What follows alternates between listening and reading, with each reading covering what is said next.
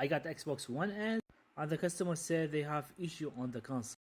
Like sometimes the console is slow, or they have some like error code. So let's open it and check. Turn the console on, and yes, they have issue I think on the hard drive. So E100 mean they have issue on the hard drive. So let's fix it.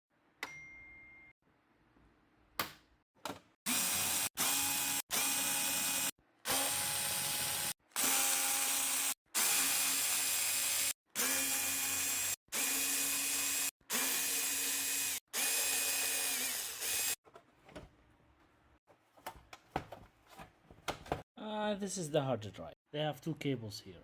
Just be careful.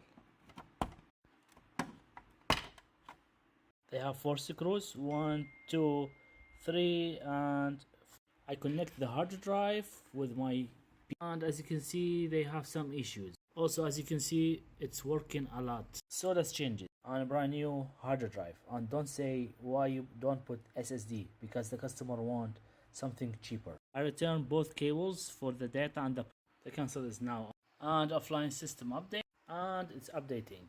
Finally, the console is fixed.